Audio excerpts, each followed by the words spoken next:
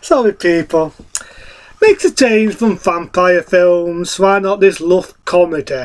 Sorry, 1979, Love at First Bite. That's right. Love at First Bite.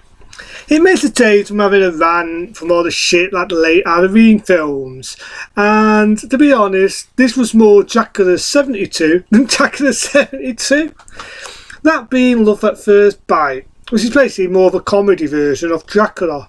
But what would Dracula be like if he was in the late 70s, which the film was? It was 79. Starts off with Castlevania. You've got a bit of the 70s music, starting to sound like romance, starting to sound like an old Dracula film. And you've got our lead actor as Dracula, comes out of the coffin. And I do like Fencefield in it. Everyone remembers him in Love at First Bite. You know, the one with the funny laugh.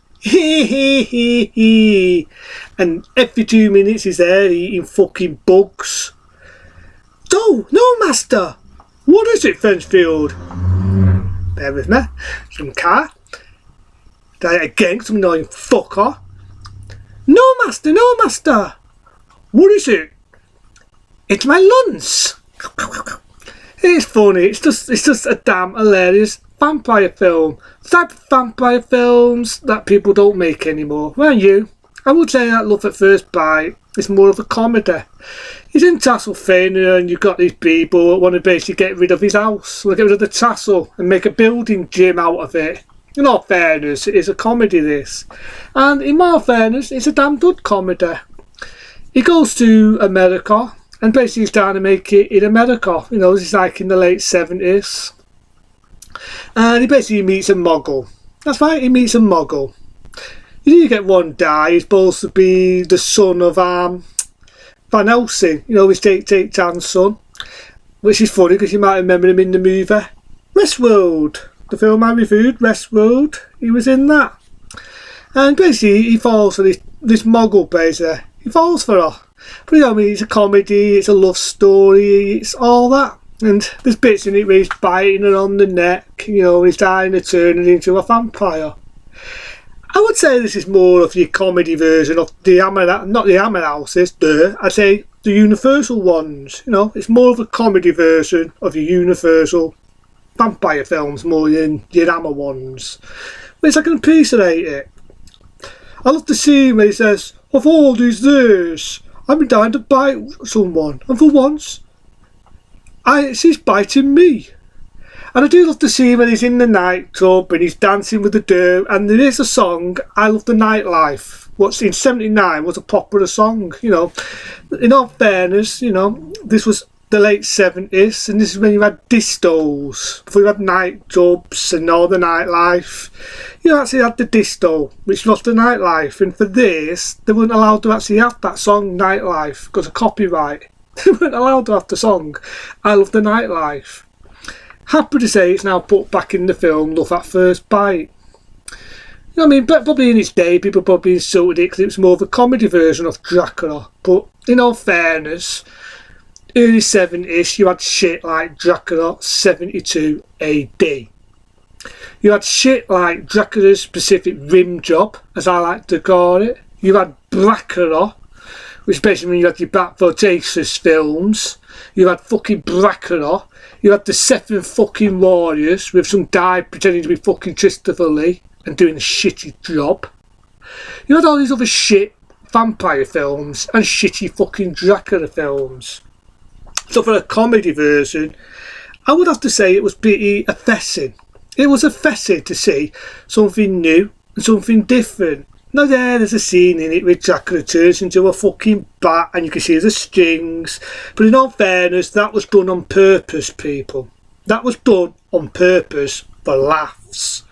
Not like some shit you see nowadays, it's all shitty fucking CGI, supposed to be serious, but it comes across being fucking comical. But yeah, Love at First Bite, 79. I remember it well when I was a kid. And I still love it today. I love the scene where you got the song, I love the nightlife, I love the boogie, on the disco and I won't do the rest, I'll kill the fucking song. Even my fucking dog was looking then, they think I was on something. Oh yeah, Love at First Bite. I love Fencefield. I love some of the humour in it. Oh yes, I haven't bought lunch to eat. I bought lunch to eat you. A blood bag. This is like a personal takeaway place. Well, I love it, and I love the fact that he gets the dough, bites her, turns it into a vampire, and you got the rubber bats. You know, it's laughable. The guy who is the son of Van Helsing, you know, the State son, he shoots Dracula with silver bullets. The dough passes out, and he actually says, "No, no, no, that is a werewolf." It is. Yes, it is. Now that's the humour. That is the humour what makes me laugh. I love that humour. In comedies to me, right, I've got to be open. And I've got to be honest that I'm very hard on my comedies. If I watch a comedy in a few seconds, I don't get the laughs and I don't laugh. That means it's not for me. It's not for me. I'm a very hard, sophisticated man when it comes to humour. That's why I very rarely watch comedies. They've only ever been a few I like. You know, I like, let me think, Stir Taser with Richard Pryor, that's his fucking name, Richard Pryor, and G. Wilder. May they both rest in peace. I love Stir Taser. That to me is a damn good funny film. See no evil, hear no evil. Another damn good fucking funny film. Naked Gun. So I saw it. Where the fuck have I put it? It's somewhere around. Naked Gun, where are you? I've got it. I can't remember where the fuck I put it. Where the fuck is Naked Gun? Where the fuck is Naked Gun? Where the fuck is Naked Gun? Found it. Naked Gun. You know what I mean? I love this guy. May he rest in peace. Damn good funny guy. You know? These are comedies that make me laugh, you know. I've got Stir Taser, I've got See No Evil, Hear No Evil, I've got The Porkies, the sequels are a bit meh. I've got American Pie, you name it, I've got it. That's humour I like, but some comedies nowadays don't make me laugh. But Love at First Bite, what definitely does have a bite to it.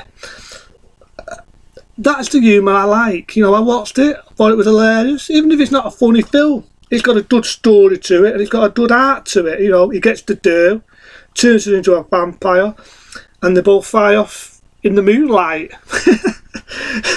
You know, it's made to be funny. There's a lot of political debates in it, which I'm not going to get into, like the scene where the judge says, "Have you ever heard of Roots?" You know what I mean? You sort of get the humour back in that day, you know. But to me, Love at First Bite, it was an era of that time. It was a comedy, wasn't made to be taken serious. And I do know in '79 they had two proper vampire films. They had Dracula, which was basically a remake of the classic Universal monster film. And with one of my favourite actors, Ferrell, everyone else's fucking name, who played Dracula, Van Helsing, get his name eventually. Fanfantero, that's it, Fanfantero, who played Dracula in the '79 version, which I wish Christopher Lee was like that, smooth. And you had Love at First Bite. So you could say that '79 was sort of like bringing it back. Sadly to say, the '70s didn't really rub off. I mean, even in '78 you had a porn version of fucking Dracula.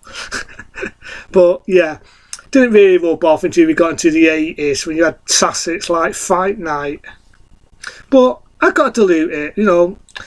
Love at First Bite is what it is. It's a funny film. Check it out if you ever see it. Love at First Bite. It's a classic. Until then, I'm going for a bite. See you later.